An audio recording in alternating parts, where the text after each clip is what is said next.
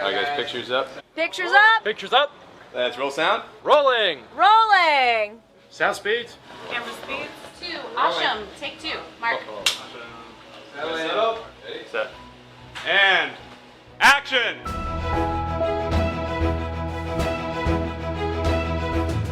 Welcome to the Penn Cinema Podcast, your behind-the-curtain connection for movie news and reviews.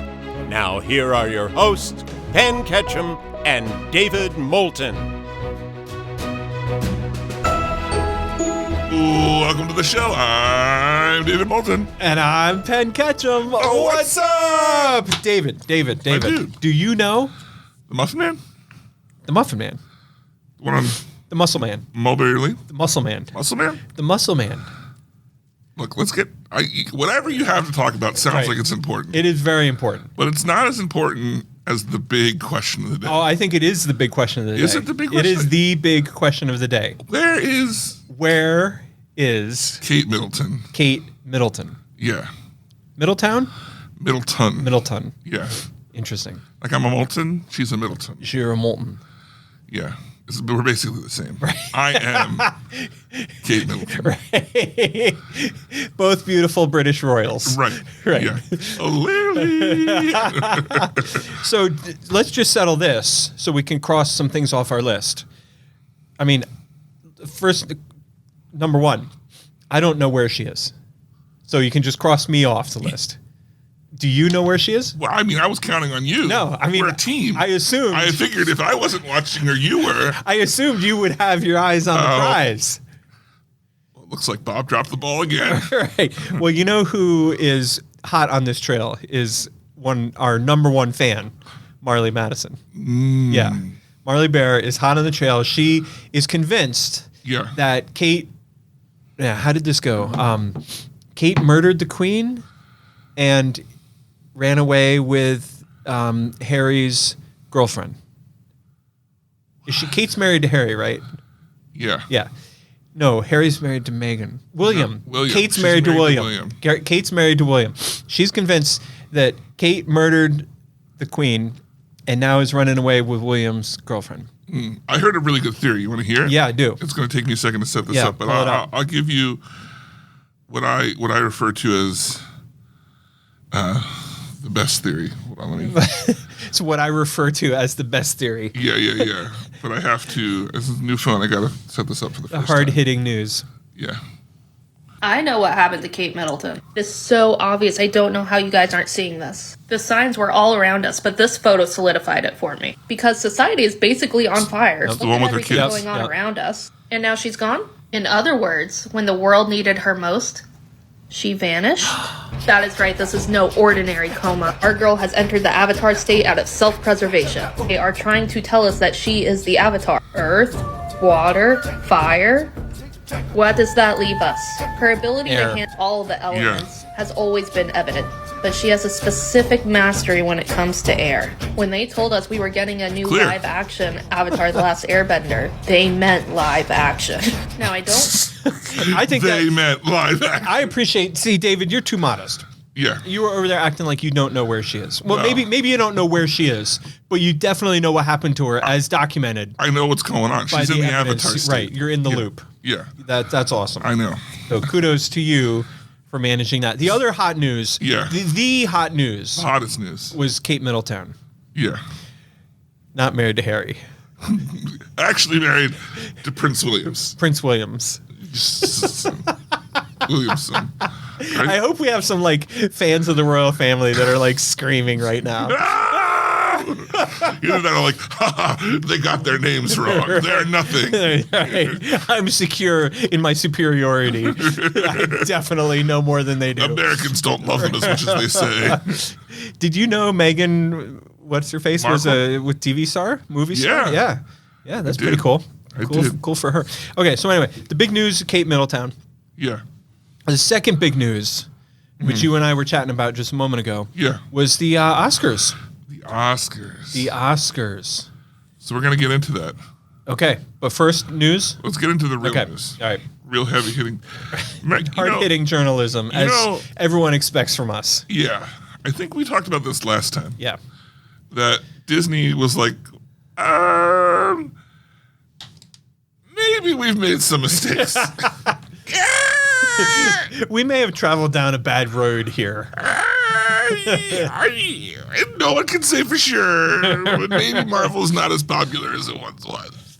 We have no way to know. It's hard to tell, but we're gonna take these decisions, and then they're like, oh, don't worry. Bob Iger came out and he said, we've canceled more things behind the scenes than you would ever know about. Yeah. As a result to change, Right. because there's more things canceled than we'll ever know. But then a few days later, they said, hey, just in case you're wondering, Eternals 2 is currently on hold. So I know that you thought that movie, one of the worst performed, not the worst because that was Marvel's, one of the worst Marvel movies performing, was going to get a sequel. But it turns out it's on hold. Not canceled yet. No. However, Captain Marvel 3 or the Marvels 2 or whatever, that is canceled. And Ant-Man 4 also canceled. So, just so you know. Well, you know it's not canceled. What? Venom.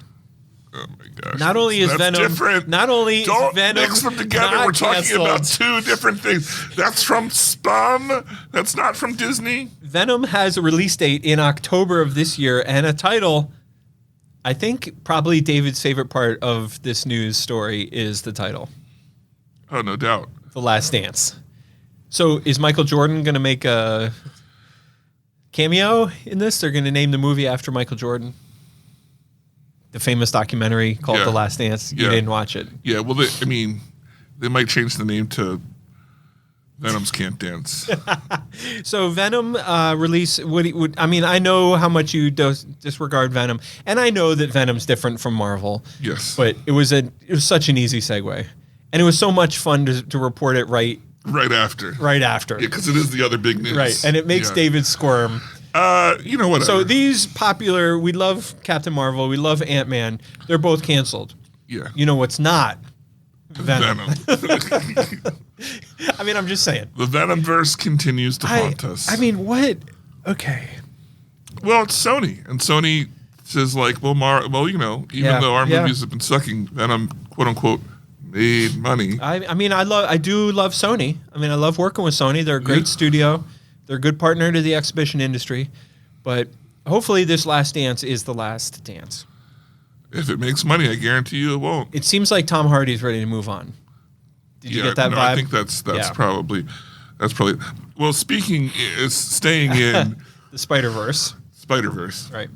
Sam Raimi came out this week or last week between us recording, and he was like, he told someone on X that he was tweeting with. He said, "Hey, look, I want to do Spider-Man 4 with Tobey Maguire, and Tobey Maguire wants to do it." Yeah. And we're both down, but it has to be the right time. And Kirsten Dunst said that she'd do it. Hayden Christensen is like, I'm getting a little old, but I'm in. Ugh. If you want me. We talked about him the other week. Him. We covered that the other week. But I think it would be interesting to do another one, but don't act like no time has passed. Make it an older, because Tobey Maguire's pushing 50. Make it a close to 50-year-old Spider-Man. So? No, but I just think that would be much more interesting to have he could be dealing with his daughter, because in many stories they have a daughter who gets spider powers, or just it could be one of those things he was out of the game for a long time, and now he has a call back, and he's not as young as he once was. There was talks that it would be a crossover with Andrew Garfield. You're talking about the Rocky model, right? The way they did Rocky Balboa, they let Rocky age within the universe. Right. Yeah, just let him age. And especially since Kirsten Dunst wants to come back, you've got the whole crew kind of aging together. Right. I would be down. I would be down for it Is all I'm saying. Also, I think the other reason to be down for it is you trust Sam Raimi. How do you say his last name? Rami. Sam, you trust him. I mean, he's made good movies. He's a good director. Good, you trust him with that product. Yeah. It's not on the caliber of like the Marvel Spider-Mans because it's a lot campier. Right. But his universe of Spider-Man movies was good. Was good. And even having Tobey Maguire back for No Way Home was he was great.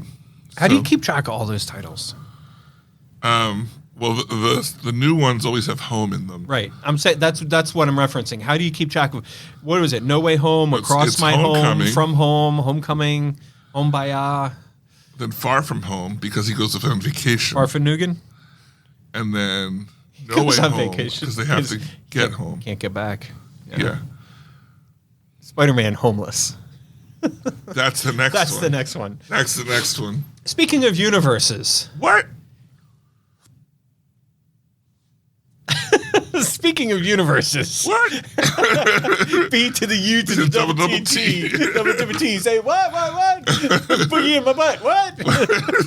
Boogie in my butt. You know what's gonna happen? We're gonna execute the plan of dancing at your funeral, but I'm gonna forget the lyrics. And I'm just gonna be like, Boogie. And then there's gonna be one person in the audience fuming. Those weren't the lyrics. He's rolling in his grave. Be sobbing in the back row. Poor David. All he wanted. Right. And David would be in the grave going, "Yeah, I figured." We all saw it coming. There's no way Penn can remember that. The fancy. What were the correct lyrics? What? B to the U to the double T. Say, my butt fell off. What? My butt fell off. Right. Yeah. So I'm gonna now I'm gonna remember it, but I'm gonna get it wrong just to piss. Yeah, you're gonna purposely misremember it. Right. Yeah. Shady lady be throwing shit at me. Wow. Because she's definitely outliving all of us. Yes. Yeah, for sure. Yeah. Okay. So anyway, speaking of the universe. Yeah. What? Team. What? I said, what? Boogie in my butt. What? Yeah. Boogie in my butt.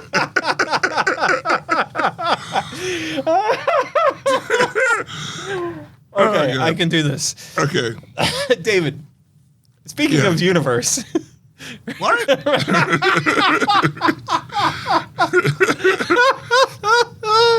Oh my God, I'm crying. Okay. David. Yeah. He's just staring at me. He's just sitting there with this fucking grin on his face. While I'm over here trying to work. Yeah. I'm trying to get something done over here. I'm just having a good time. And okay, David. Yeah. Speaking of universe. Okay. Speaking of universe, you know what we love about IMAX? Yeah. We love everything about IMAX. Oh, yeah. IMAX's roots are in the documentaries, right? That's where they got started. Oh, yeah. Probably you're old enough. You remember. Most of us remember before they started down the road with Spider-Man and Harry Potter, which were some of the early feature films that they did. Oh, yeah. They got their start with their proprietary format and their amazing presentations. Doing the field trip. You go to the Whitaker Center up in Harrisburg, and you see, a story about the space shuttle or underwater or oceanography or something. Well, it's been a bit. It's been a minute, but they are still. IMAX is still out there. They have not abandoned their roots. They are still out there making documentaries, and we have a new one coming up, 40 minutes long, because all their documentaries, they're so intense. I mean, they're so gorgeous and beautiful. Yeah. They're always like 35, 40, 45 minutes. So this one's 40 minutes long. It's called Deep Sky, and we're going to get it in on both of our IMAX locations on April 19th, narrated by Oscar Award winner Michelle Williams. Now, what I wanted to mention about, I should just leave it there. Yeah. Because that little promotion I can give with a straight face. Yeah. Because that's just another beautiful IMAX documentary that, isn't it nice we're having another one? What? Right? Isn't that great? Yeah. But I was reading up on it. And the promotion that comes from IMAX claims Oh. to answer the timeless, age-old question. They claim they're going to look so deep, billions of miles away into the sky, that they are going to be able to answer the age-old question, where did we come from? Where did we go? My butt fell off. Where did we come from, Cotton Eye Joe? Right, yes. Yes. They're going to look through the telescope, and there's Cotton Eye Joe. Cotton Eye Joe. Figured it out. Right there. We answered the question. Now Yeah. we know where he came from, and we know where he went. We got him on the telescope. Next 35 minutes is just a song on loop. You know what I think of when I think of Cotton Eye Joe? I think of Lancaster Barnstormers, which are now the Stormers. Yeah, I didn't know they changed their name. Oh yeah, you didn't know that? No, for reals? Yeah, I'm dead ass. They're serious. just the Stormers. They are now the Stormers. Did you just say dead ass? I'm DA. You're. This is how we know this man loves his daughters. He's picked up on the slang, Oh yeah, and he just casually used it. yeah. That's what I do. Like I was gonna follow. Right. I mean, I did. Yeah. Because I'm hip. But for those of you who didn't, What? well, what? Okay, all right, continue. Dead ass. Dead ass. What that means for some of our older listeners. You're right. Just those two words. If somebody says that to you, what it means is that they're totally serious. Right. Right. So the Barnstormers have now changed their name officially. They've rebranded. Their logo, their name is now Stormers, and their logo is a bull, like with the horns. Whoa. Yeah. So we actually had a meeting today with the Stormers. No way. Yeah, actually, the guy sat right here in this chair. the chair that you're in. The main man himself. You're basically him. I'm basically him. Yeah. He's a lot better looking. Does he have the bullhorns? He was not wearing the bill horns, which was a disappointment to me. He was also wearing a different team's vest, What? which I meant to ask him about that. He's undercover.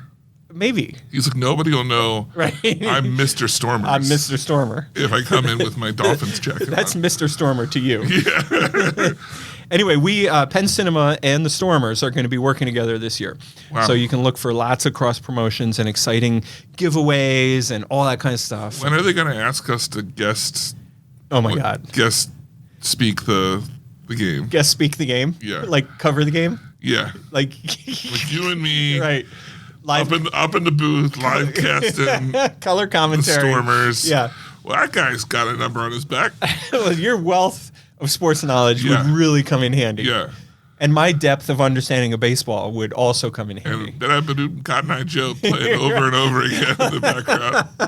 That's how we got on the baseball thing. Yeah. Because all these Lancaster guys, you know, there's always like one guy on the team that likes identifies himself as like being a country guy. Right. You know, and so then they always play like the Cotton Eye Joe. And so now you're singing it. We're gonna go see this IMAX movie. Yeah. We're gonna put our little eyes in front of the He's where we telescope. all came from. And we're gonna see the age old question: where did we come from? We all came from Cotton Eye Joe. Yeah. Wow. Where did we come from? Where did we go? I cannot wait Cotton Eye to Joe. solve this mystery. That is 100% sure. I think it's a little much to promise for 40 minutes. that this 40-minute film is going to resolve the question: where did it's we? a 3-minute song. Well, that's why it's on loop. Yeah. like you said. 40 minutes is a little long, honestly. Right. All right, well, that's all the news. Oh my God! Thank fit to God. print. Bro. I just went to the old school, just the double. Yeah. The dab. Yeah, the dab, because I'm still recovering from what? Let's move into trailers. This week, David, I think the last few weeks we've been a little struggling. Yeah. To pick I have a clear trailer of the week. Oh, I do too. It's easy peasy, I do too. lemon squeezy. I want you to know that I left about 10 trailers off. Yeah, I appreciate that. Yeah. I mean, I looked and I was like, some of them just started to kind of bleed together. And even though they were Lionsgate trailers and like they were coming to theater, I was like, these just look like trash. Yeah. There's a trailer on here that the mental note that I made was awful movie, great title. Can you pick which one I thought that of? 5 Pounds of Pressure. Yep. Yeah, that was the last one I watched, and I was like, I think it's just gonna be more of this, and it was. So let's start with this. This is a movie that looks pretty bad, but I think so. The reason why the name of the movie is called 5 Pounds of Pressure is because the story's about a guy shooting somebody, and he says it takes 5 pounds of pressure on your finger to pull the trigger. Yeah, keep your aim straight. Keep your aim straight, 5 pounds. So, I mean, the movie looks cheesy and, It's gratuitous. a dad who does a crime, Yeah. goes to jail, gets out, and then finds out his son might follow down his path, and he's trying to stop him. Yeah. And so I'm not recommending the movie or the trailer, but the title's like creative. 5 pounds of pressure. Cotton Eye Joe. One of the big ones Yeah. There were a few big ones. is The Crow. A remake that they've been saying they've been making Yeah. forever and ever and Yeah. ever and ever. And then all of a sudden they're like, hey, look, here's a trailer. And you're like, oh, wow, they did do What? that. Yeah. They weren't lying. Right. Weird.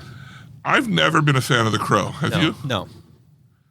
Watching this trailer, I was like, well, nah. David was like, well, my butt fell off. Yeah, it happened again. I don't know. Here's the thing. This movie looks great for its audience. Right. I'm not the audience, but if you're into like super bloody violence, Yeah. this is the movie for you. Like the guy doesn't die and he pulls, somebody stabs him through his entire body with a sword. Yeah. And then while he's laying on the curb, he pulls the sword the whole way through out of his chest and stands up and fights more bad guys. Or like in the one scene, he's got the sword through him, and so he just backs into the guy behind him. Yeah. Stabs him with the other side of the sword. Yeah. I mean, like I said, if you're into that, I think the case could be made that this is going to be a really good movie, It's probably going to do fine. but it's not for me. It looked like it was just... The director said it's The Crow meets John Wick. Yeah. Well, I think that's ambitious. Yeah, and I think that it's more... It's too much for me. I agree. I think it's too much. Yeah, I don't think it looks as the thing that makes John Wick so amazing is the character, the story in general, but the character is Suave. it sounds funny to say this, but the character is relatable. He's a human being that not of course He started off being relatable. Right. Yeah, but he's a person, you know what I mean, in a world that you can relate to. And of course it's fantasy and you can't really relate to him, but you can a little bit. This to me is almost, well, maybe it's not almost. This to me is more science fiction-y. Yeah. It's like blood and guts science fiction John Wick. Yeah. Okay. Yeah. Moving on is Arcadian, which is the new Nicolas Cage movie. Yeah. April 12th. Only in theaters. Yeah. Doesn't say what studio it's from. Shudder. It says at the beginning. Well, the one I watched, it said at the beginning. So, how do you feel about that? So... This looks like Are there monsters or is it just people? Are we men? Isn't that his quote? It's him and his 2 sons or 2 younger people, and they decide they're going to fight off these werewolves. And so Werewolves? Where'd you get the werewolves? some hairy bastard was the younger son. They showed a scene of him getting ready to stab him in the back. Oh, it was the creature. Yeah, werewolf. It was I don't know. Werewolf. I'm sorry, Dave. I forgot for just 1 second. Well, maybe it is. No, I'm David, waiting just for to 1 see. second, I forgot who I was talking to. Yeah, come because on. you talk to a regular person when there's a hairy monster and you say it was a werewolf, they go, oh, they have a mental image. You talk to David. Yeah. You better know you're going to say something to werewolf. It better be a friggin' werewolf. Yeah, if it's because just there it is could just be a lore, monster. there is lore, and there is background, and there are things. When you say werewolf, it means certain things. Lycanthropy is a real problem. I'm just saying. Okay. Right. So I take back what I said. Yeah. I meant to say some creature that had a hairy back. Right. Could be a werewolf. Could be your Uncle Frank. Could be Uncle Frank at the pool. Yeah. Oh my God. I don't know. This movie looks cheesy. It looks like a paycheck movie for Nicolas Cage. They're making a big deal about it, apparently. I saw several articles hyping it up. Really? Yeah. This is the first I've ever heard of it, and it Nicolas opens Cage. in a few weeks. So, Right. all right, on to a real movie. Yeah, this next one here is another one I've been hearing a lot of hype about. Yeah. About Yep. fathers and sons and relating to mental Autism. Yeah, I almost said, autism. Looks touching. Is it Wonder meets Rain Man? Maybe. There's elements of it. We'll just say There's that. elements of it. This the thing that stunned me This movie's called Ezra, by the way. The movie's called Ezra. Stars Bobby Cannavale. The thing that stunned me about this movie, first of all, it looks excellent. Looks really well made. Bobby's supposed to be amazing in it. It doesn't just. It's also got. Well, that's what I was getting ready to say. The thing that stuns me about this movie is every single small character that you see a glimpse of in the trailer is an A-lister in their own right. Yeah. Bobby De Niro. I'm blanking on. There was so many good. You're pretty close with the De Niro's. You just call him Bobby. Yeah, Bobby. Yeah. You know. Not Robert like the rest of us. Well, you call him Robert. Yeah, I don't know, man. No, he's a New Yorker like me. Yeah. So you get away with the Bobby. Yeah, you call him Bobby. Yeah. All right. Bobby D. Bobby D. Bobby D, what's up? Hero. Bobby D was walking down the street, and I said, "Yo, Bobby D, what's up?" And he goes, "My butt fell off." What? I said, "Bobby D, my butt fell off," and he went, "What? The De Niro's. No, that's a true story. Yeah, I believe it. We were in Hell's Kitchen at the time. Last weekend, right? Yeah. Well, no, it was a couple weekends ago. I was in okay. Memphis last weekend. Oh, yeah. Get crazy. What's the matter with you? Devil in town of Georgia. Yeah, he's looking for a soul to steal. Right. He's in a bind. He was way behind. Yeah. He's willing to make a deal. When he saw a young guy sawing on the fiddle and playing it hot, he jumped up upon a hickory stump and said, "Boy, let me tell you what. Do you know Cotton Eye Joe?" but I know. There's a whole verse in that song that a lot of people don't know. It's the Cotton Eye Joe one. The Cotton Eye Joe verse. Yeah. You know, where the devil tells the boy that was sawing on the fiddle and playing it hot, tells the boy, "Hey, I just went through this with Cotton Eye Joe." And he lost. I was like, "Where'd you come from? Where'd you go?" Exactly. And that's where Cotton Eye Joe went when he was playing fiddle with the devil. That's the answer. If anyone gets down to real business, to that timeless question. it's us. We're making up questions and we're answering them. That's for sure. Oh my God. All right. So listen, Bobby De Niro, Robert, Oscar winner, legend, acting Hollywood legend. Right. Robert De Niro co-stars in this movie as Bobby Cannavale's dad. Right. And every time they show another minor character in the trailer, it's some legendary. I'm sorry that I can't remember them all. Well, it's so fast, and there's a lot of them. There's a ton of them. Yeah. Yeah. So this trailer looks great. Do yourself a favor and watch the trailer for Ezra. And I will definitely book this movie when Bleecker Street. My boy Ken down at Bleecker Street. By the way, we have never gotten an email from one of the studios to podcast@penncinema.com. I want an email from one of our Irish listeners. Oh, yeah. Oh, we threatened. We were supposed to talk in our Irish accents. Why I That's London. can't even. That's London next time, shit. Next time. Next one's my trailer of the week. Easily. The Wild Robot Yeah. from DreamWorks and Universal this fall.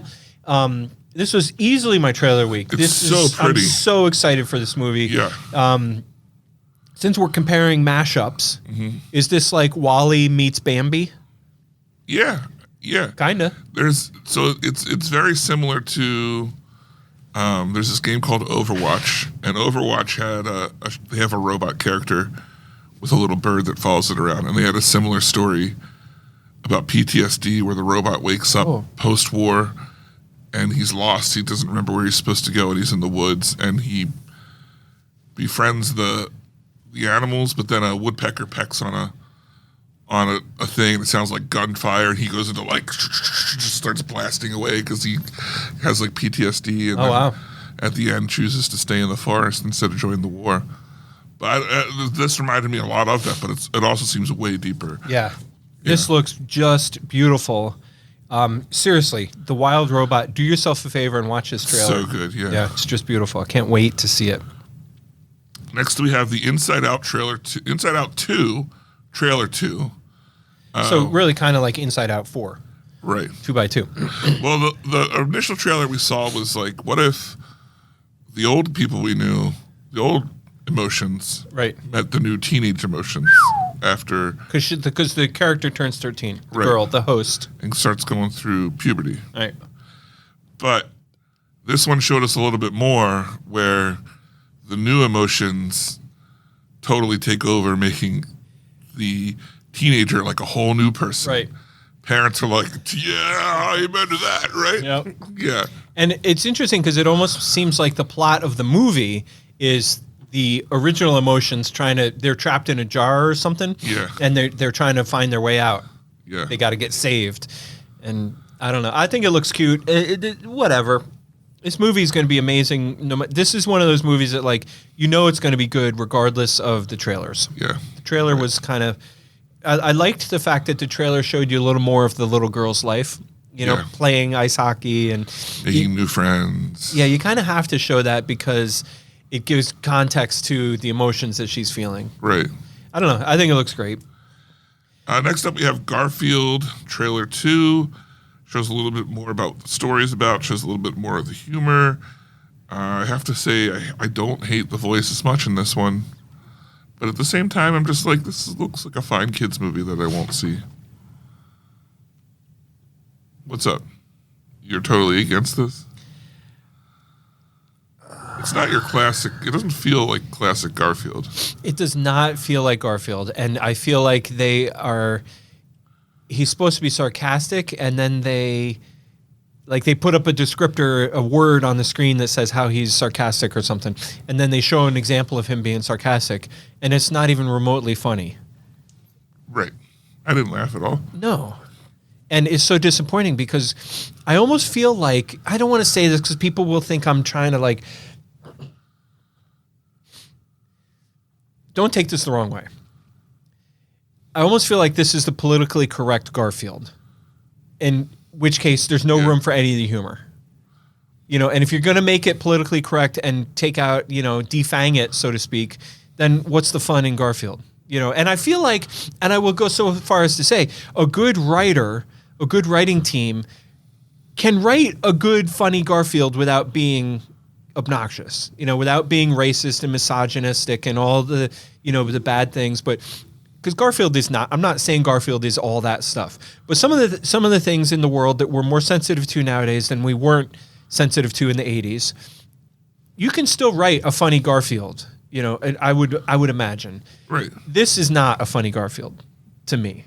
Now, maybe what you could say, and maybe this is the case, is that they're saying this Garfield is for not just kids, but really young kids. Like, is this movie going to be rated G? I would imagine so. If that's the case, maybe okay. Maybe okay. Okay, maybe. Maybe? Okay. Okay. Yeah, maybe. I just feel like it was... Okay. It was so... it just was painful. Yeah. For a fan, I'm a fan of Garfield. Have you ever seen the Garfield... It has a fancy name, like Garfield without words or something. I don't know. And what it is they've taken the Garfield strip and taken out all of John's dialogue. Yeah. And it's just like super depressing. Like John will just walk in a panel, stare at Garfield, walk out like nothing. Like his life is empty. Yeah. He's got nothing to it because there's no dialogue. Right. Yeah. I don't know. I feel like and now that I'm talking this through, maybe that's the issue. Maybe I need to adjust my lens and consider this through the lens of a young kids movie, And if that's what we're going for, then I take back all the things I said, and I would like to say that if that's what we're going for, then it's perfect. It looks great. If we're trying to appeal to a wider audience of like high school kids, it doesn't stand a chance. Yeah, no way. Next up, we have a movie. Now, is this coming to theaters? No. But we can talk about it anyway because Anne Hathaway looks amazing in this movie. Not just her acting jobs. Yeah. That's why I was like, hello. Let's talk about this movie. It's called The Idea of You. Anne Hathaway is Anne Hathaway being gorgeous, and then some boy band guy sees her, and he's like, whoa. You're gorgeous. She's a little bit older, but she gorgeous. Yeah. And then they start a relationship, but because he's so famous, it kind of... It has a little vibe of Notting Hill. Yeah. So it actually looks like a perfectly fine romantic comedy that I would have expected to come to theaters, but it doesn't look like it is. I made a little mental note. I'm going to try to do some research. If I can get this movie in Lidditz, I will book it. Okay, there you go. Even though it's an Amazon movie. Have you noticed that I didn't call it anything? It's just a movie that happens just a movie to be non-theatrically released. You're becoming a bigger and bigger boy every day. I'm so proud. Someday you'll get those suspenders. Lastly, this movie looks, but It's gonna be horrible. But the intro is great. It's a picture of all these bad guys, and it says, "This summer, action has a new name." And then it zooms in on Grandma, and the name of the movie is Thelma. Yeah. So it's an old lady who, I think the only part that really, really cracked me up about the trailer was, like, the cool people walking away from an explosion. Yeah. There's like an explosion, but her and the guy are really slow. Right. Like, they're not walking in slow motion. It's them regular speed. Regular speed, but also super slow. Right. Yeah. No, I don't know. This movie has potential. Could be cute. I don't know anything about it. Like, I don't know if we're going to get it or not. But Okay. Yeah, there wasn't much to it. it had, but like, it could be potential. She was likable. She reminded me of my friend Julie's mom, Joycey. Joycey. Yeah. Wow. Yeah. All right. Well, both of us, we voted The Wild Robot as our trailer of the week. Did we mention, and is there significance in your opinion? The Wild Robot is a DreamWorks joint. It is. Yeah. So is this heralding in a golden age for DreamWorks? Or are they going to have a winner on their hands? It's been a minute since they had. I think so. Yeah. They've been riding the wave of the Dragon Wave forever. Yeah, and the Minions. Yeah. Yeah. So, all right. Let's move on. Movie review this week. The movie was Bob Marley, One Love. Love. Penn, how did you feel about Bobulus Marlius? Bobulus Marlius. Well, as the resident Bob Marley fan, it was hard for me to judge this movie. I will tell you right now, this is the best movie that's ever been made. Yeah. Ever. I will also say I don't come easily to that conclusion. I thought the performance of the songs was unbelievable. Very good. Yeah. Really respectful. It didn't feel like it was like a cover. It didn't feel like they were trying to be Bob Marley. There was just different enough that you felt like you know it was them, but close enough to Bob Marley that it paid due respect, and it was, as a fan, I thought it was awesome. I don't know if I loved the movie as a movie. I liked how they handled, they didn't sort of waste any time with his troubled youth, although they repeatedly referred back to it through, memories and stuff like that. So I liked how the movie kind of picked up at the beginning of the movie. The screen flashes a sentence that says, Bob Marley is the biggest star in Jamaica. He's huge and, et cetera. So that sort of sets you as the audience, like I read it, I'm like, oh, and then so that sets me as the audience. It tells you like, okay, this movie's going to start when he's at his peak, and then it sort of tells the story from there, which I thought was a very interesting, fresh way to do it. You didn't have to be there all along the way, and then they took you through key periods and flashbacks, which I thought was well done and good. So, yeah, I thought it was great. I really thoroughly enjoyed it and highly recommend it. Wow. I did not watch this movie. And let me tell you, I had plenty of opportunities. Let me tell you why. I had plenty of opportunities to see this movie. And I'm sure it's good, and I'm sure that if I actually watched it, I'd like it. But every time I thought, I should go see this today. Do you know what I then thought immediately after that thought? What? That sure is a lot of reggae for today. You don't like reggae? I don't know if I have that much reggae in Oh me. my God, David, I am so embarrassed for you. But the thing is, if reggae is playing, I don't actively dislike it. But then I never want to listen to it. I don't know what the deal is. You have a mental block. Yeah. I think if I had one person that was like, oh, I want to go see that, like, let's go. Yeah, you would go. I think it would have been a lot easier for me to see that. But rolling solo, I was just like, man, I'm good. That's a lot of reggae. That's a lot of reggae I love reggae for one day. because it's good music. I'm not saying it's bad. Yeah. I'm just saying it's a lot of reggae. Yeah, it is a lot of reggae. Yeah. No, it was cool. It was a great movie. And then at the end, as I was hoping, they did what a lot of biopics do, which They is changed the story. No, not at all. They showed, like, during the credits or maybe immediately before the credits, they showed real life footage of Bob Marley at some of his, more high profile concerts and stuff like that. He died at a very young age from cancer, which was, so tragic. But Speaking of Bob Marley, did you see the Eras tours on Disney Plus now? I did. Holla. Get yourself ready. You know what's weird? I heard Taylor Swift is recording a new song. Something about her butt fell off. What? Plagiarism. Yeah. David, imagine. Oh my God, this is so exciting. Imagine if Taylor Swift heard this podcast. First of all, let's just pause there. End sentence. End sentence. Imagine if Taylor Swift heard this podcast. The end. No, like we don't even know. Just What imagine. emotions would you feel if a reliable source sent you an email and was like, hey, by the way, I was on a plane with Taylor and she was listening to your podcast and she loved it. What would your immediate reaction be? I'd be like, no freaking way. What's up? Did she know my song? Right. Has she heard it? And then what would happen? Does it have legs? Then what would you be if they were like, and she wants to record My Butt Fell Off? she wants to do backup vocals. Right. She doesn't want to record it. She wants to do backup Yeah, vocals. That makes even more sense. Yeah. Right. Yeah, that well, checks out. Well, she did. Now, I'm not making this up. I swear to God, it's true. She did have Lisa Kudrow on stage to sing Smelly Cat at Taylor Swift's concert. She had Lisa Kudrow come from backstage with a guitar, and the two of them sang Smelly Cat, what have they been feeding you? You think I'm making No. True or false? Do you think I'm making that up? I totally believe that. Yeah, it's totally true. Just Google it on YouTube. Taylor Swift, Smelly Cat, you'll see it. Who's tube? YouTube. YouTube. Yeah. All right. Well, that's One Love, Bob Marley story.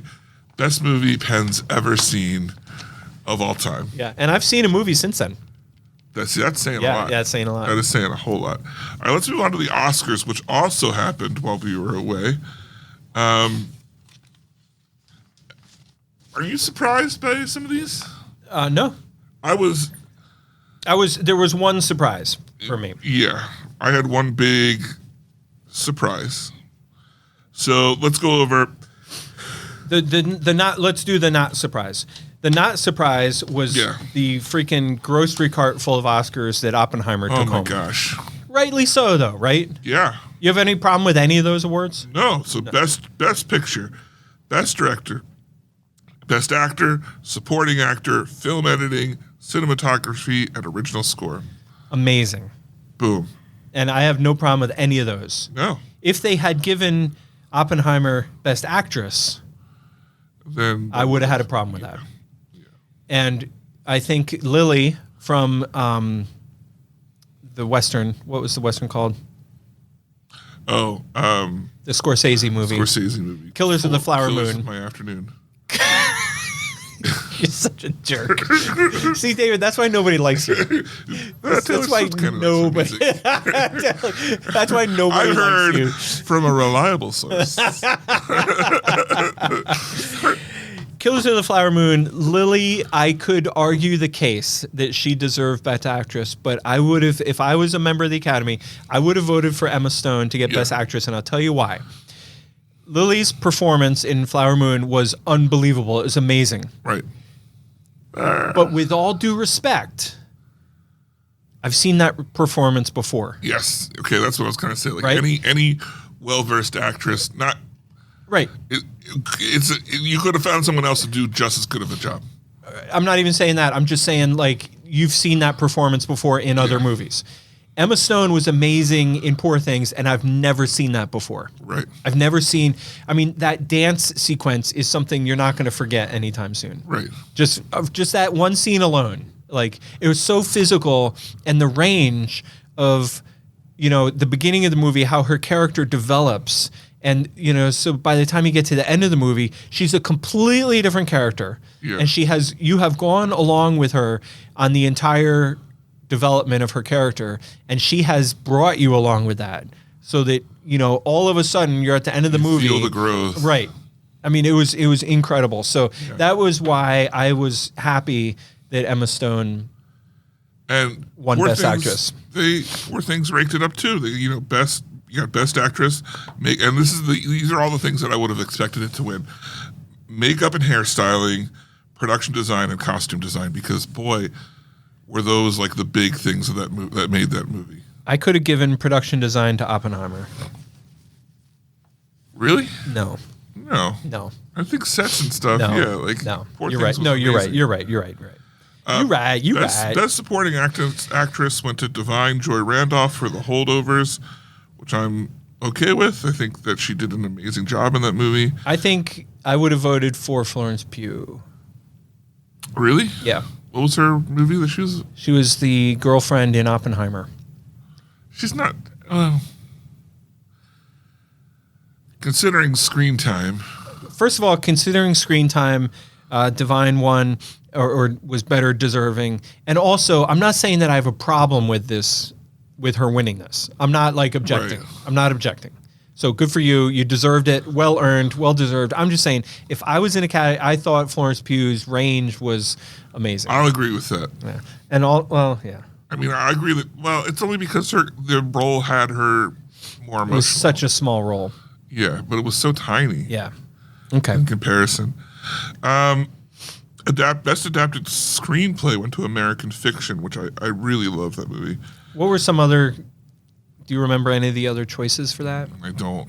Probably Oppenheimer was one of them. Probably. Because that was taken from a book. I think it was, yeah. I think Barbie was as well. Well, I was pleased that American Fiction won just because I don't know how to judge this category, but I Yeah. loved that movie. You know what I mean? So I was just like, oh, cool, they got an Oscar. Best visual effects went to Godzilla -1, Easy. which was the first Oscar not only nomination, but win for the Godzilla franchise. And some people argued that I guess Kong Skull Island had visual effects, but technically not. This was like the Japanese franchise. So, anyway. Best animated film was The Boy and the Heron, which in any other year I would have been super passionate about winning. Congratulations to Hayao Miyazaki on one of his last films, aka not his last film, because it's never his last film. But in the same year that Spider-Man Into the Spider-Verse, or Across the Spider-Verse came out, man, I don't know. I bet Across the Spider-Verse would have won if it hadn't have been such a drastic cliffhanger ending. Because that, I saw that movie so many times in the theater, and every time there was people, that's it. What? And they were like upset at the movie for ending so abruptly. I mean, I think you make a valid point, but I will say I don't think anything stood a chance against The Boy and the Heron. Really? And that was a masterpiece. Yeah, it was. That was don't an know. absolute masterpiece. And I think the reason why Across Spider-Verse didn't win is because kind of what I said about Lily, like we've seen it before. I guess you're right. No disrespect to it. I mean, it was I don't know. incredible and good that it got nominated. See, And you say that, but to me, the Boy and the Heron is, I've seen it before. yeah, you're right. You're right. You're absolutely right. 'Cause I'm Right. I like the Ghibli films. No, you're right. Yeah. So maybe did it win because it sort of? Would you say that it broke through for Ghibli this year? Yeah. I mean, the last Was time it the that they first broke- Ghibli film to reach a really wide No, audience? because Spirited Away Yeah, you're right. won a ton of Oscars. Interesting. I don't know what to say then. Yeah. But that was a while ago. But this is, again, you're splitting hairs. Like either one of them would have been worthy. Yeah. All right. Well, that's it for our amazing Oscar coverage. I thought that was great. Are you being No, sarcastic? I'm being incredibly serious. Yeah, I thought it was Never great. made a joke in my life. So, moving on, we've got some feedback. We're going to pick up the speed here a little bit. We got listener feedback. Look, if you want to be a part of the show, the best way to do that is to send us an email, podcast@penncinema.com. Looking at you, Taylor. That's right. I'm waiting, Taylor. Come on. Come on, TS. And also, come on, Irish. Come on, Irish. Yeah, seriously. I mean, it's freaking St. Patrick's Day. Yeah. And you can't send us a note, podcast@penncinema.com. we know there's like 12 of you. Or there's one person Or there's one person downloading listening from 12 devices. Yeah, 12. In which case, that makes us want to hear from you even more. Yeah, please. Please. Tell us what you're up to. Yeah. Oh, I love it. All right. The All right. first note we got this week is from our favorite local veterinarian, Yeah. Dr. Steed. Dr. Steve. Doctor. He comes from the Spideyverse. Yeah. He doesn't like people to know that, and he never told me that before. But I put it together. I'll read his note, and then you tell me what you think. No, I know why. Why? I mean, the bottom half of him is Yeah. a horse. Oh. You didn't notice the No. steed So, all right. part of? No, see, that's too easy, David. You can do better than that. That's too easy. I'm sorry. sure he's heard that The joke his centaur- whole life. The centaur veterinarian? Yeah. I'm going to read his note. Bonus points to Top 10 Sarah if she photoshops him as a centaur and puts it up in No, just to see how come long on. it takes him to We are find better than it. that. Here's what he wrote. And then you tell me why I'm saying that I am unmasking him as a member of the Spider-Verse. Okay, I'll read his note, Yeah, and you yeah. tell me what tipped me off. Okay. First of all, it's one of the nicest notes we've ever I know. received. So this tells I me... read this 3 times looking for the joke. Right. I was like, You know how some guys get drunk and then they're like later in the night they're like, I love you, man. love you, man. I think Dr. Steed threw back a few and got on his internet and gas was for like the dogs was leaking a little bit. So Dr. Steed writes in, I would recommend your show to anyone who needs to smile or get put in a better mood. I'm not proud to say, I don't listen quite as often as Top 10 Sarah, but they are colleagues, by the way. I'm not proud to say I don't listen quite as often as Top 10 Sarah, but I did finish this week's entire episode. Sidebar.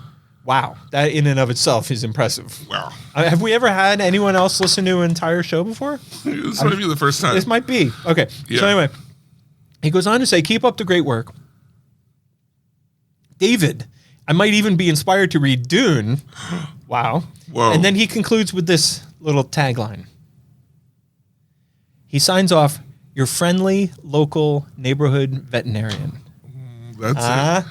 That's it, That's isn't it, it? yeah. That's what tipped me off. Yeah. He's never revealed that to us before, but I feel like he's Yeah. communicating secretly. You would have thought the bottom half being a horse would set you off, but You know, you tell someone you're a veterinarian, they immediately think of cats and dogs. Mm-hmm. Or maybe if you're a big animal doctor, you're working on horses and cows.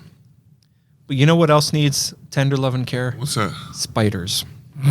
You're Right? you're Am I it's wrong? true. David, am I No, wrong? you're right in so many ways. in so many ways, There's only one person there's correctness. that signs their note, your friendly local neighborhood veterinarian. There. Yeah. And that's Spider-Man. And Dr. Steed. Right. Next, we heard from our good friend. You might know her. Oh, wrong one. What in the world is going on? Wrong one. Let's Yeah. play the right music. Yeah, play the right music. Yeah. I'm That's making right. this my ringtone. Every time. I'm gonna make Drew listen to it every time I get a text. I can't answer I'm gonna let it ring. the whole time. She's gonna hate you so bad. Frodo writes in. She says, and we talked about this. So you know what our thoughts is.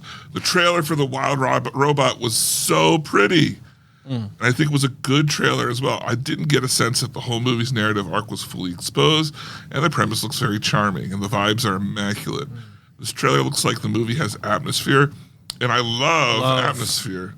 And the music really got to me, but that's mainly because of IZ's Somewhere Over the Rainbow / What a Wonderful World cover, which is awesome. We didn't really mention cool. that, but that was awesome. Yeah. That one is a personal favorite. It still got to me, though, and I love robots. The movie looks cool and fun. Apparently, it's based on a book series. I'm not sure that I've heard of it before. I think it's a trilogy. When I looked up That true? When I looked up the trailer, the first thing that came up was the books. I'm gonna read these books. I don't believe that. Also, I saw the Inside Out 2 trailer, and it looks about what I'd expect. I loved the first one, and I'm intrigued. It hasn't exactly hooked me, but I don't have anything bad to say about the trailer. I'm a little above neutral about it, with a side of hopeful because of the original. Penn, read these books. Frodo.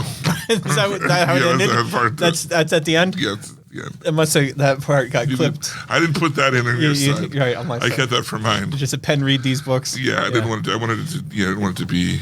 I'm glad she said that, and she didn't say like, for Christ's sake, pick up a damn book. Yeah. Read a book. Read a book For once in your life. Read a book. Read a book. Dummy. Yeah. Wouldn't you think you've learned from what happened with Dune?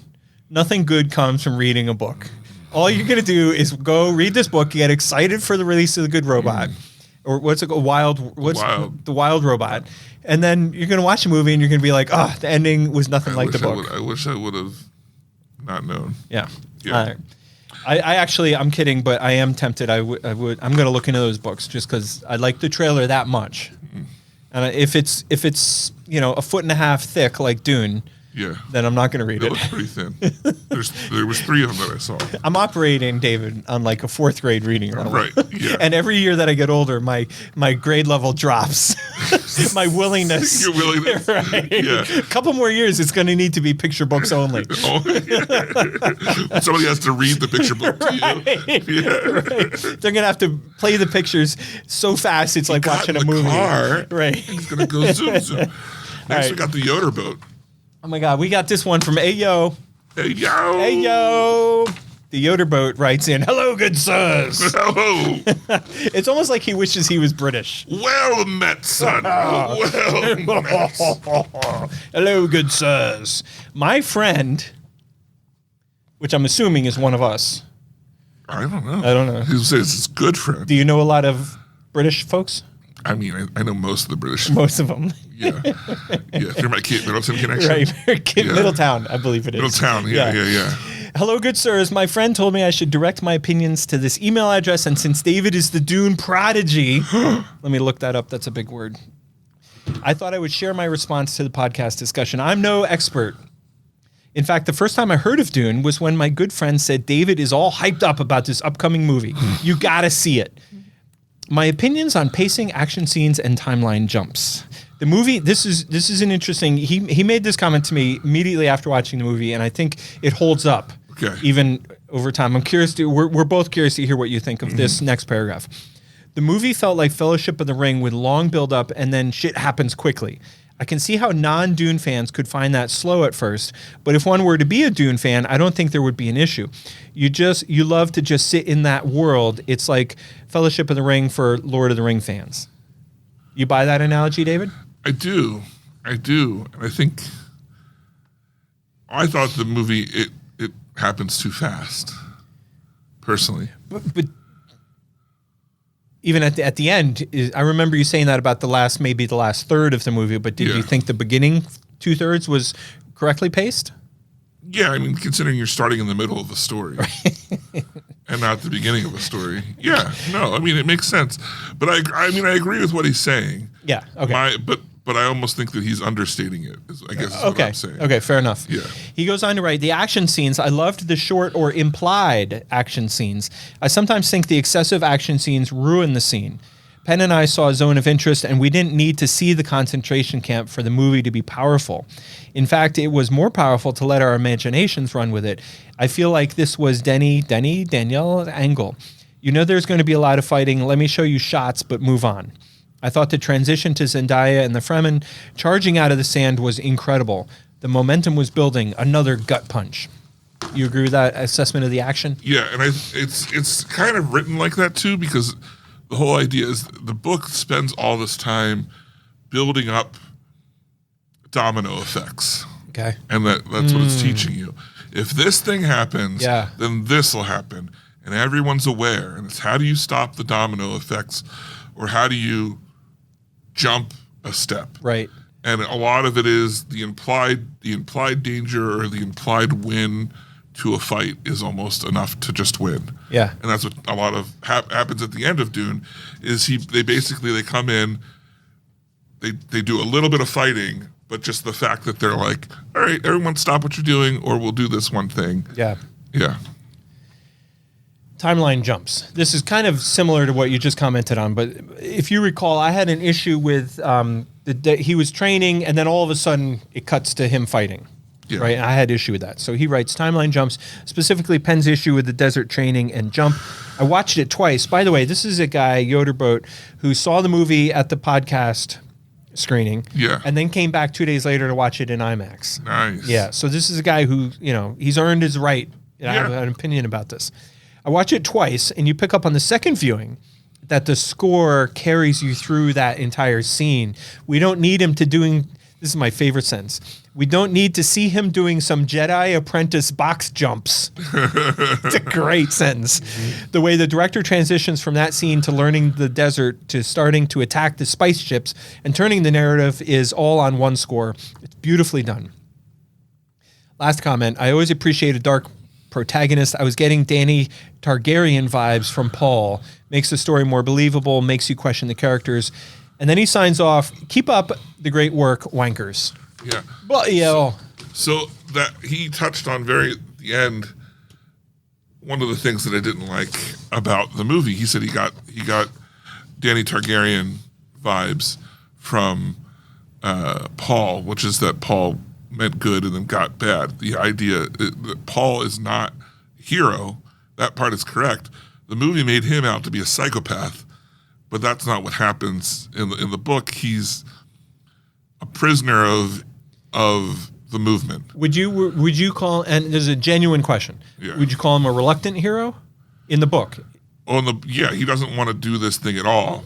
But he does what he has to do. He does what he has to do, and then it gets out of his control. Gotcha. It's like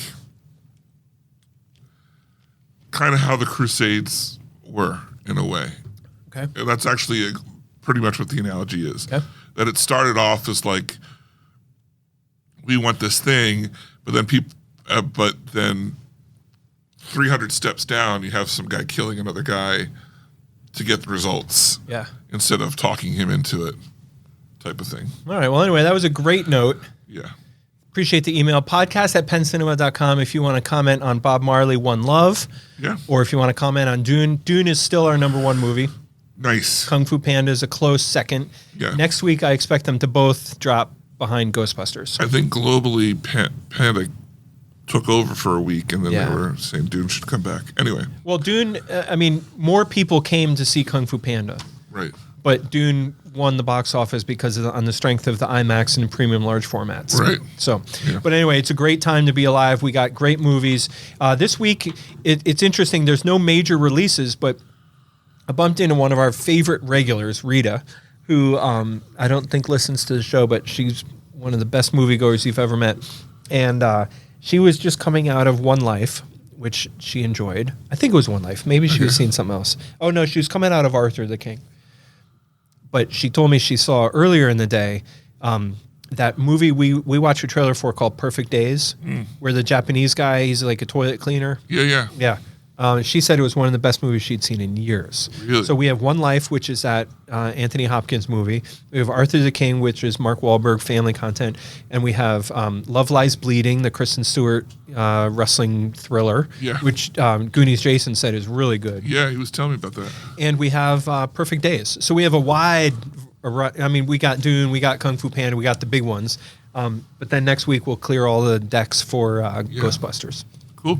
All right, we're going to skip what are you watching, what are you doing, because many people may not know this, but I'm actively watching Penn get more and more sick across the table. No, I'm fine. Fine. I'm watching Kevin James stand up. I'm watching The Furies, and I'm watching The Gentleman. Okay, and I'm rereading the Expanse books. I'm on book 2, and I rewatched Loki, which was great. But let's move on to next week. We're going to review Ghostbusters. Yeah, and if you want to support the show, you heard at the top of the show how much we're both struggling with the disappearance of Kate Middleton. Yeah. We would really appreciate some people to write in and set us straight. Tell us where they know she is. Where is she, and what's your theory? Be definitive. Right. No, none of this speculation. Yeah. We don't want guesses. Right. We want answers. Right. By God, we want answers. But say you don't know where Kate Middleton is. Right. Which is which weird. is crazy. Right. But if you don't, right. you can just tell a friend about the show. Tell a friend how much you enjoy listening to the Penn Cinema Podcast. Yeah, and emailing us at podcast@penncinema.com. All right, once again for the Penn Cinema Podcast, I'm David Moulton. And I'm Penn Ketchum. Take care and party on.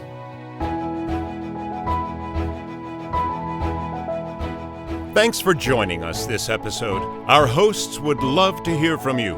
To contact the show with your thoughts and reviews, email podcast@penncinema.com. This podcast is a production of Penn Cinema. Escape to the movies at Penn Cinema, featuring crisp digital projection, killer sound, reserved seating, and premium power recliners. With locations in Lancaster, Pennsylvania, Wilmington, Delaware, and Huntington Valley, Pennsylvania. Showtimes and tickets available at www.penncinema.com.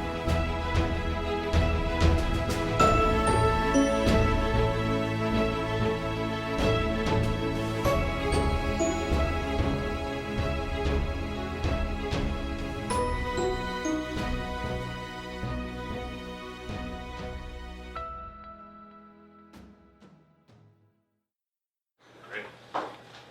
That was Good. awesome. Good. Yeah. Great. I'm happy. It's a cat.